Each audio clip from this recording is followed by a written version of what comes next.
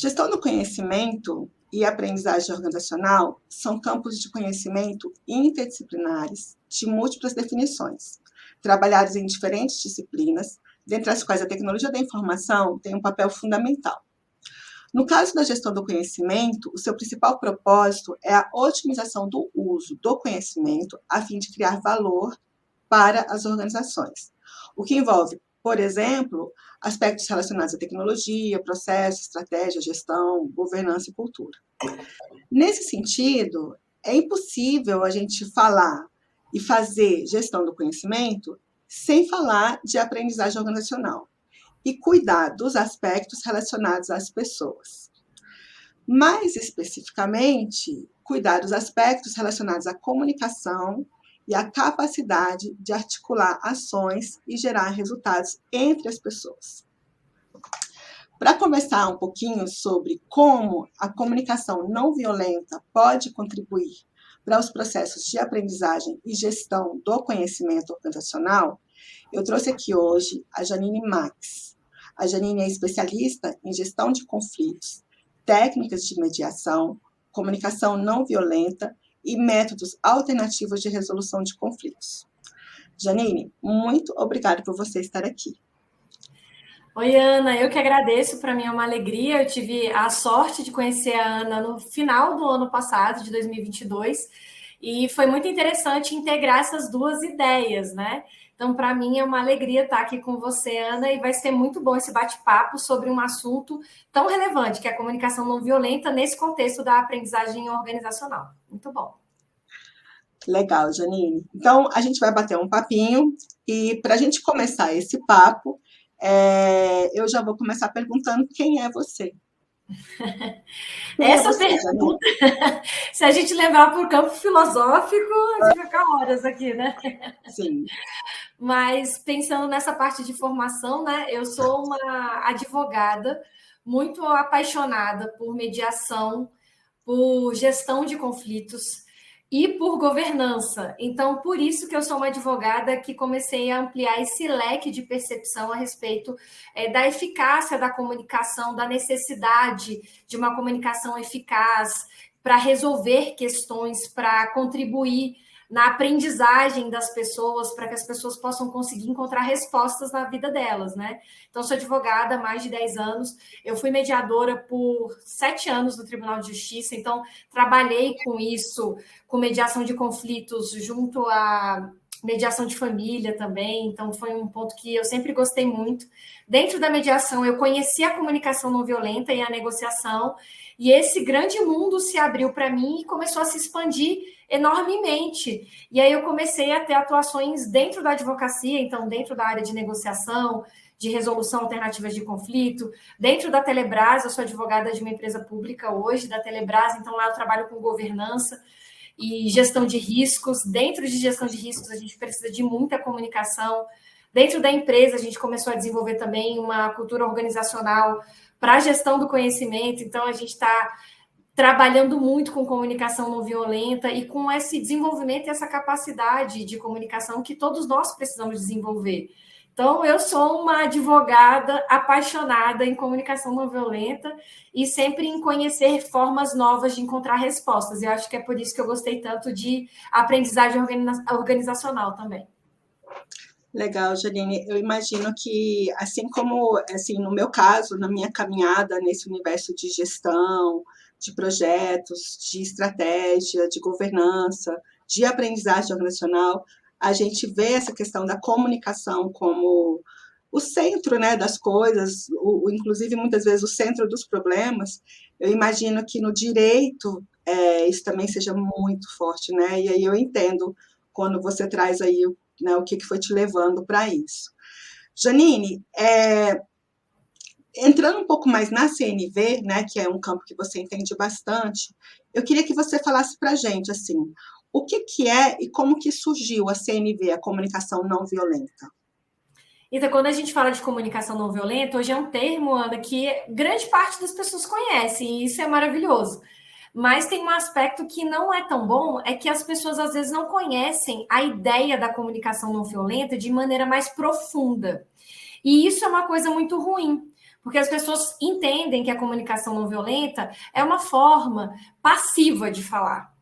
É uma maneira acuada de dizer as coisas. É para aquela pessoa que quer fugir dos conflitos, que quer fugir das soluções das questões, que quer se afastar daquilo que é muito concreto. E a comunicação não violenta é o contrário. É uma forma muito eficaz de conversar. É uma maneira de falar, é uma técnica adequada de comunicação que tem a proposta de fazer o quê? Do comunicador poder se comunicar de forma eficaz e respeitosa. E a comunicação não violenta foi desenvolvida.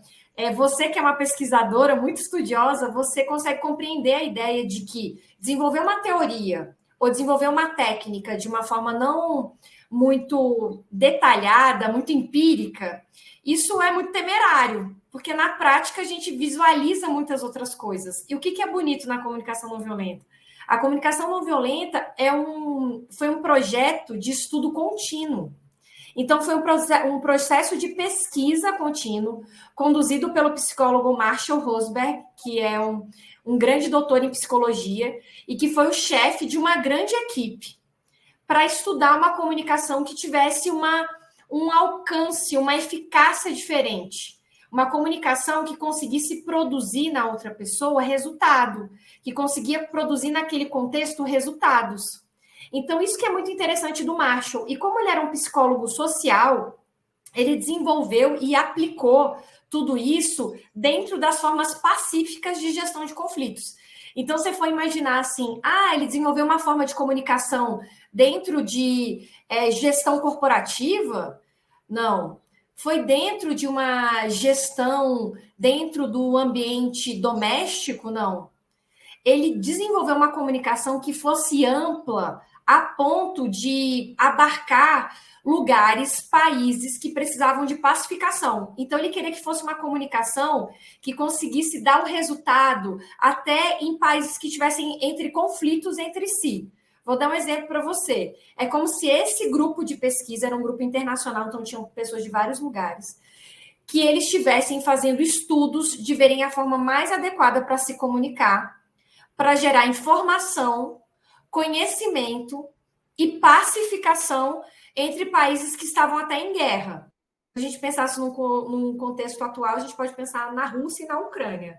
É como se a gente pudesse utilizar a comunicação para que esses dois países pudessem se conectar novamente, pensando em comunicação como conexão, né? Eles pudessem se reconectar para construir através de oposição. Então, é realmente o resultado da dialética que a gente vê, por exemplo, em Platão, é a construção por oposição. A proposta do Marshall está muito dentro disso.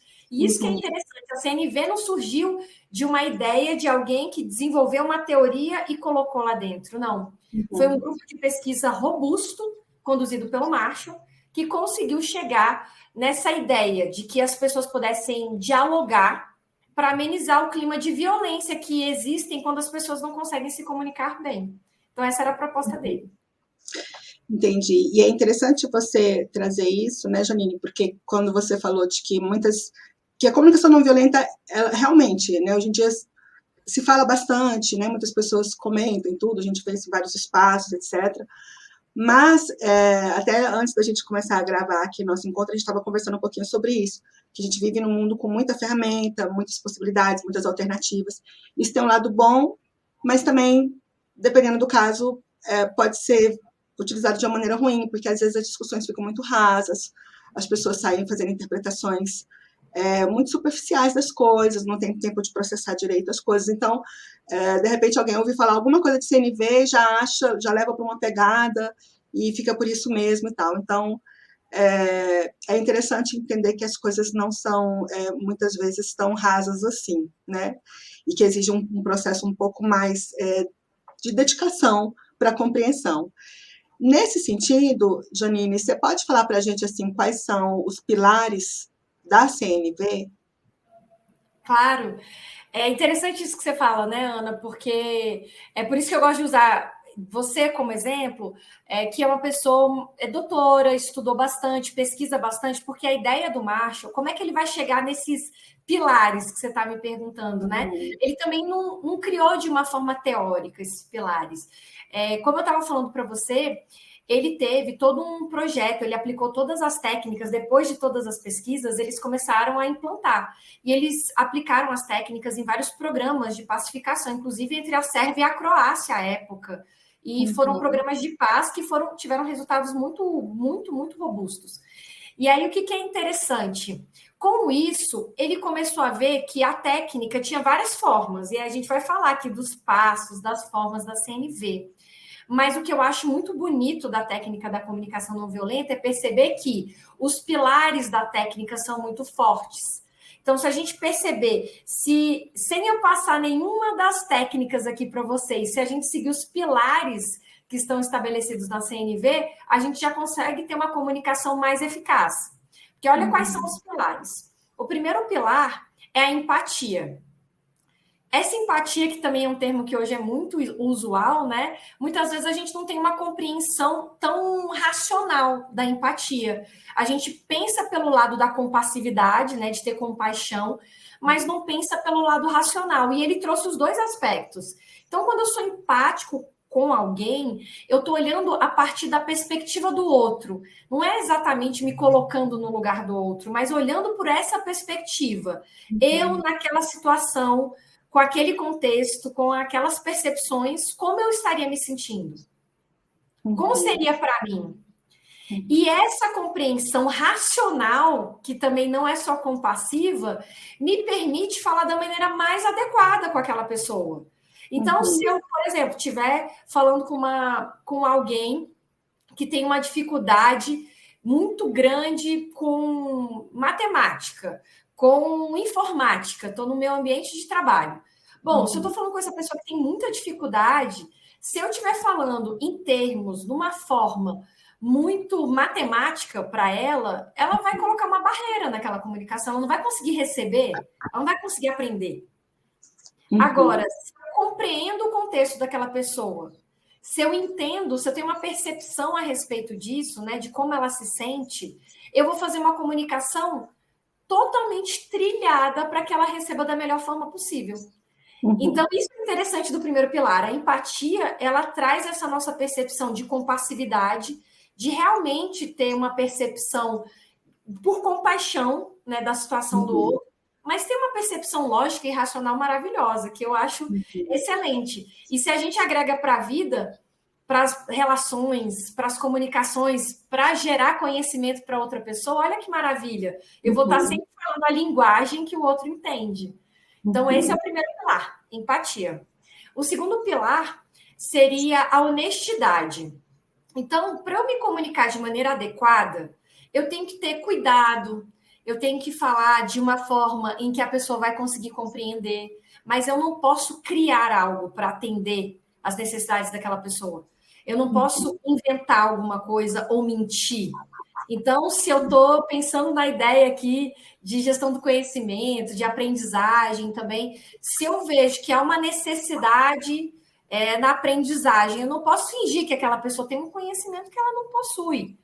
Então, eu não posso ficar fazendo validações inadequadas. Eu tenho que ter uma comunicação muito honesta.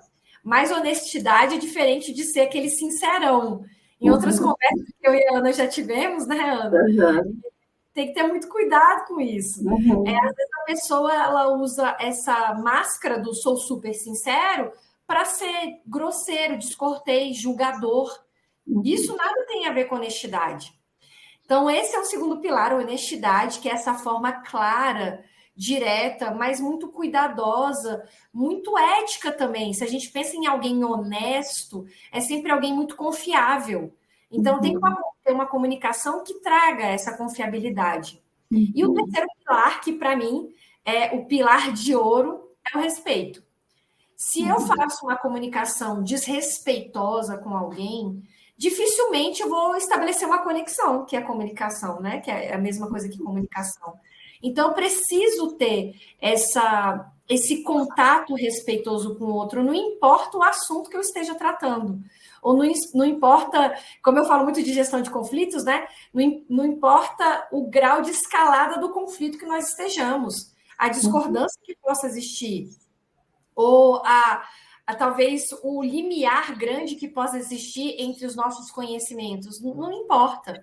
Tem que haver um respeito. Então, por isso que eu digo que esses 3 pilares, eles são de ouro, porque com eles a gente já consegue entender a CNV, né, Ana?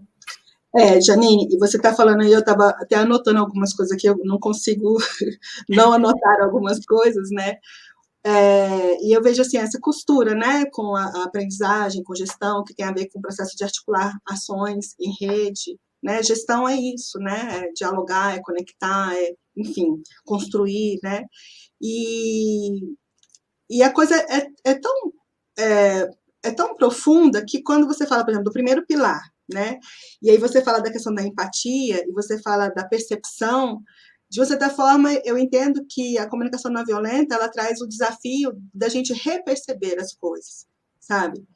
E, esse reperceber tem a ver com mudar a forma como a gente se afeta, afeta o outro, tem a ver com mudar a nossa própria emocionalidade a respeito de um assunto e, a partir disso, uma tomada de decisão, uma ação.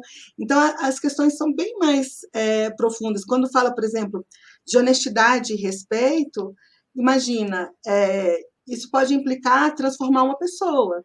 Né? Então, se eu sou uma pessoa que nos meus valores honestidade não é uma coisa tão importante assim, eu cresci numa pegada onde honestidade é entre aspas, e se eu vou investir em comunicação não violenta, eu estou falando de mudar crenças e valores mesmo. Então, a questão é realmente profunda.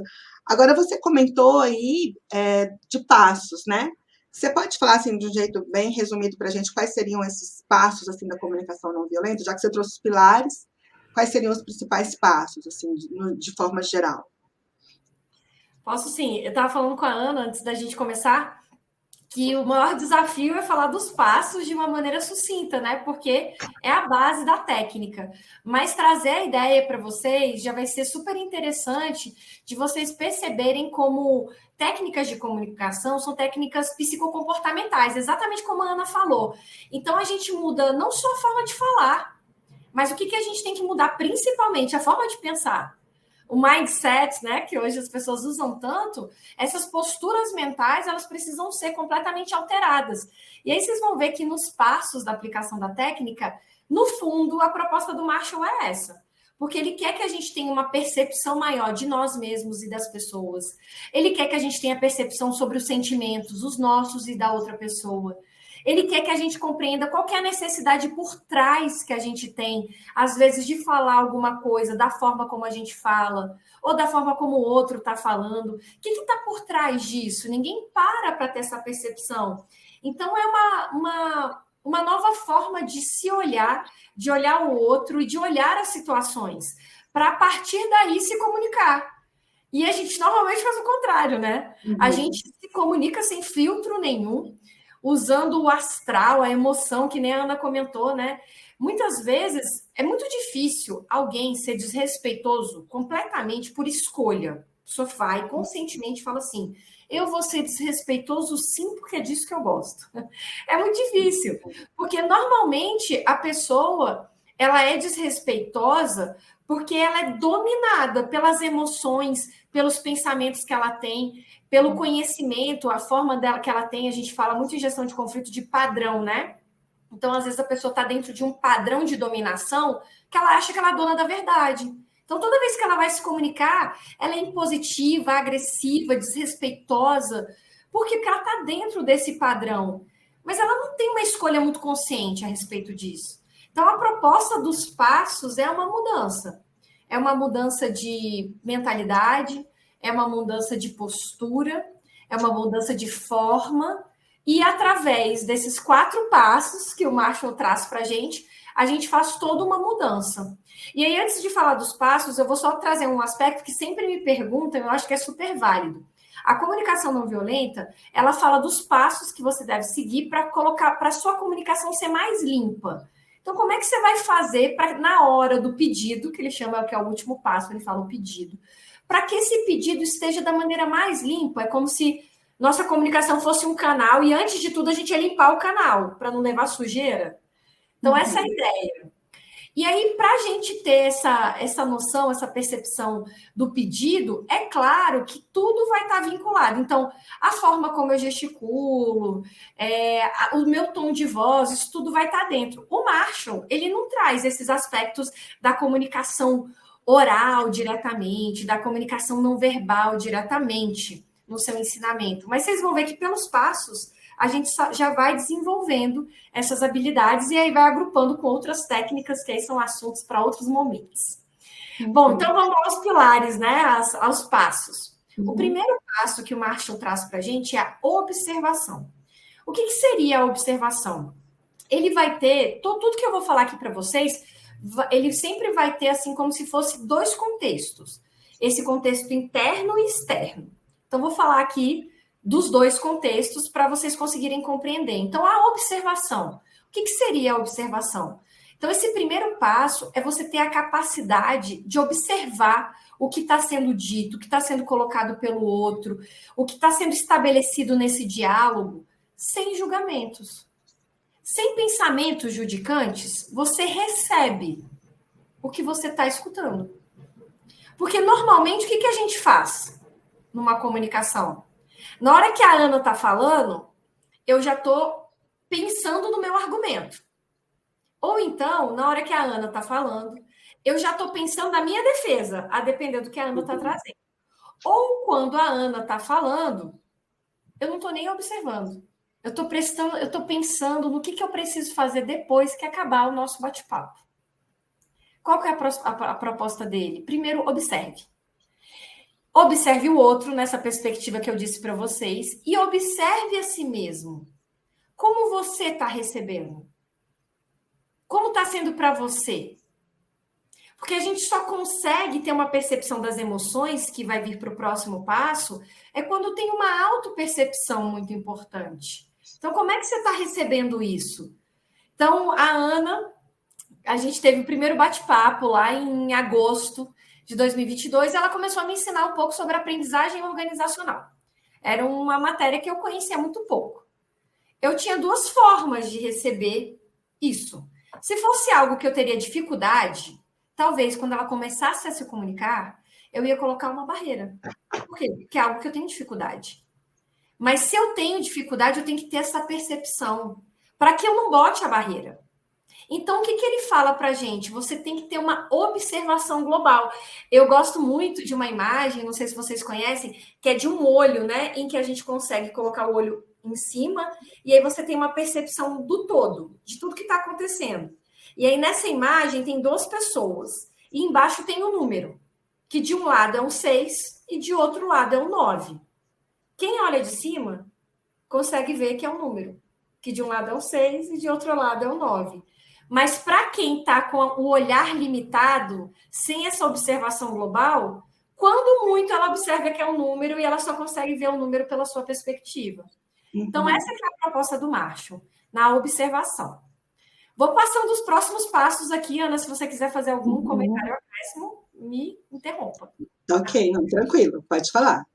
Então, o próximo passo seria os sentimentos. Depois da observação, eu tenho a capacidade de ter uma percepção sobre sentimentos. Aqui, quando ele diz sentimentos, ele quer dizer mais emoções.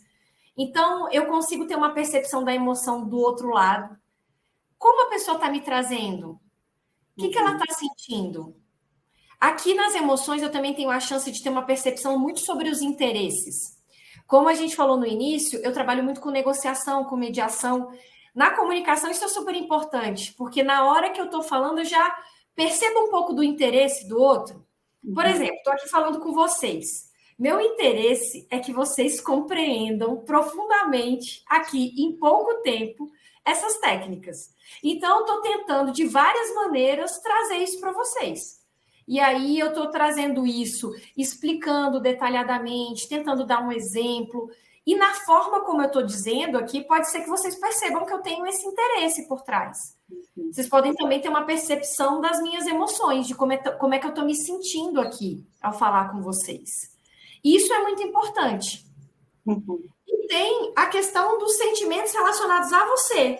Depois que você se observou e viu que talvez você tenha dificuldade em relação a esse assunto, você tem a capacidade de ver o que você está sentindo. Me ouvindo, você se sente como? Me sinto incomodado. Eu não concordo com o que ela falou. Eu não acho que a gente tem um descontrole a respeito da forma como se comunica. Eu não concordo com esses pilares. Me dá um desconforto. Ou o contrário. Ao ouvir a Janine comentar sobre CNV, eu me sinto interessado. Eu me sinto estimulado a compreender melhor isso. Percebem que o momento dos sentimentos é o momento em que eu consigo compreender esse contexto que está acontecendo de comunicação, ainda que seja online? Bom, depois a gente passa para o próximo pilar. A gente já falou da observação, falou dos sentimentos, e agora a gente vai falar das necessidades. As necessidades, quando o Marshall traz essa ideia, ele está falando um pouco sobre necessidades universais. Então, o que ele quer trazer? Ele quer conectar as emoções, os sentimentos, as necessidades. Então, se eu me sinto, por exemplo, incomodada, qual é a necessidade que eu tenho por trás desse incômodo? Bom, eu me sinto incomodada porque eu tenho uma necessidade de ser ouvida. E aqui na live é muito passivo. Eu não consigo. A Janine está falando e eu não consigo dar uma resposta imediata para ela. Então, isso me incomoda. Eu me incomodo por um motivo, porque eu tenho uma necessidade por trás. Aqui você está olhando para a sua perspectiva interna. E a externa? Você estaria vendo pela perspectiva do outro. Se o outro está trazendo verbalmente ou pela forma uma emoção, o que está por trás dessa emoção? Se ela quer muito, se ela está demonstrando, sabe, que ela precisa, que para ela é muito importante tal coisa, qual é a necessidade por trás? Aqui eu estou fazendo todo um desvendar por trás das comunicações.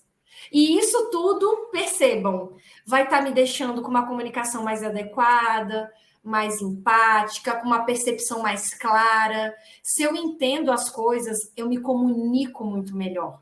O Marshall, ele fala que a CNV foi feita para estabelecer uma comunicação eficaz, onde quem escuta consegue compreender melhor e quem fala, fala de uma maneira mais adequada. Então, é uma via de mão dupla muito boa, que aí chega no quarto passo. Se eu fiz isso tudo, se eu tenho uma compreensão global minha e do outro, eu tenho uma percepção muito adequada, eu chego no quarto, que é o pedido. O pedido é um termo que eu não gosto muito, é uma tradução. E quando a gente fala do pedido, às vezes a pessoa tem uma percepção de que sempre que ela vai comunicar, ela vai estar pedindo alguma coisa. Mas a ideia não é essa. A ideia do pedido é o momento da comunicação, que você vai tentar fazer da maneira mais clara possível, já usando os passos anteriores. Então, se eu estiver falando aqui a respeito de alguma coisa com vocês, usando os 4 passos, usando observação, sentimentos, necessidades e pedido. Aí eu vou dar um exemplo, então, aqui meu e da Ana. A Ana estava tentando combinar esse nosso bate-papo e a gente teve que colocar as agendas. Então, se a Ana tivesse colocado várias possibilidades que eu não pudesse, aí eu poderia falar para a Ana, Ana, eu percebo o seu interesse de trazer esse conteúdo.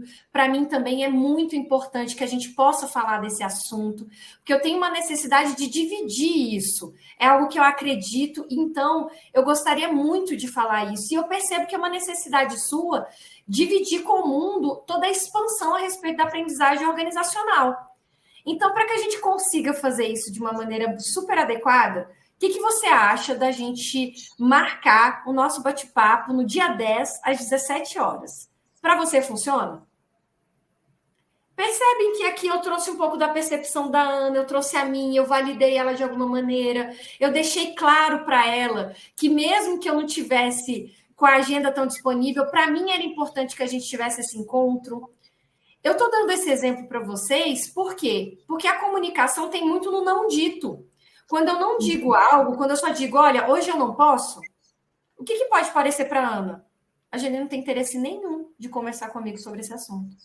Agora, se eu percebo os interesses dela, os sentimentos, indivíduos meus, a comunicação começa a ficar mais fluida. Aqui eu dei um exemplo bobo. Imagina se a gente expandir isso, por exemplo, para aprendizagem, para conseguir implementar a aprendizagem para as pessoas. Como é que isso pode mudar completamente uma organização? Então, essas que são as ideias aqui de maneira o máximo sucinta que eu consegui para vocês dos 4 pilares.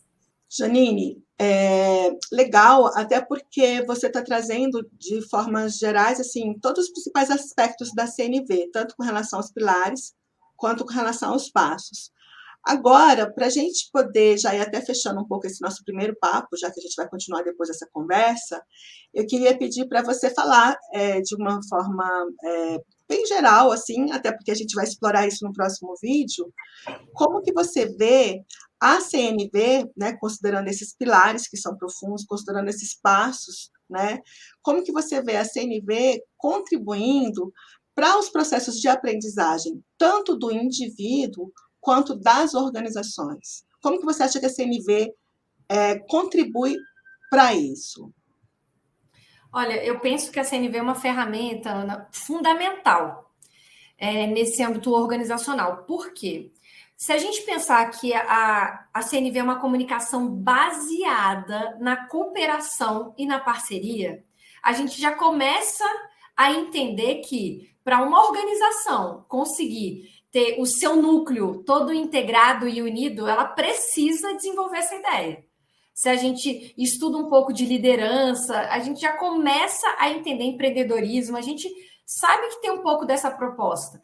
Se a gente pensar no global, ainda mais, né? A gente pensar numa célula, ela só consegue ficar unida e se desenvolver se ela tiver cooperação e parceria. E essa é a proposta da comunicação não violenta, né? A base dela é essa. E ela tem essa base de tentar trazer para a pessoa mais clareza e menos resistência. Então, quem fala, fala com mais clareza, e quem ouve, fala com menos resistência. Então, como eu penso? Eu imagino que para a gestão do conhecimento, para a aprendizagem, é fundamental que a gente tenha uma comunicação, uma ferramenta que vai buscar integrar ideias, que vai buscar construir a partir de divergência, que vai buscar cooperatividade e parceria. Se a gente pensar no framework de aprendizagem que a gente vai ver no próximo vídeo, né? Que você traz nos seus livros, a gente consegue compreender que toda aquela construção depende desse ouvir e falar, depende do pensar, depende de que as duas partes estejam prontas e interessadas. E é isso que a CNV propõe, que as partes estejam realmente conectadas para que a comunicação gere algo novo e melhor. Legal, Janine. Na verdade, eu acho isso lindo, porque quando você fala de gerar algo novo, melhor, você está falando de conexão, né? Está falando de transformação. E a aprendizagem é isso, né? Não é decorar alguma coisa. Aprender tem a ver com transformar, né? E só é possível haver transformação se existir realmente isso que você falou aí.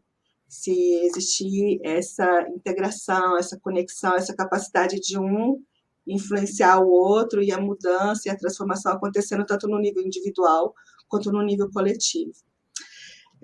Janine, eu quero super te agradecer por essa conversa aqui de hoje. Não é uma conversa tão básica, né? A gente entrou num nível aí um pouquinho mais intermediário da coisa, não fomos num nível muito avançado, mas também não estamos num nível muito básico. Mas isso é importante, a gente precisa se permitir uma reflexão um pouco mais além, né? Para poder a gente ir crescendo e aprendendo e tal. E a gente vai continuar essa conversa, né? A gente já combinou isso num próximo vídeo. A ideia é que no próximo vídeo a gente pegue isso que a gente trabalhou aqui hoje, que você trouxe para a gente, de uma forma tão generosa e ao mesmo tempo também com bastante didática, e a gente vai poder pegar isso que você trouxe e conversar um pouco mais sobre isso na prática das organizações, né? Isso na prática da gestão, da aprendizagem e tudo mais. Então, a gente vai fazer esse papo em breve e disponibilizar na rede também. Então, é isso. Eu quero super te agradecer e se você quiser comentar mais alguma coisa, É eu isso, deixo. Ana, eu que agradeço. Sempre uma alegria falar desse assunto, de dividir os conhecimentos também com você, aprender com você também. Então, para mim é sempre uma oportunidade. Eu agradeço e até o próximo vídeo. Até a próxima, Janine. Tchau, tchau. Tchau.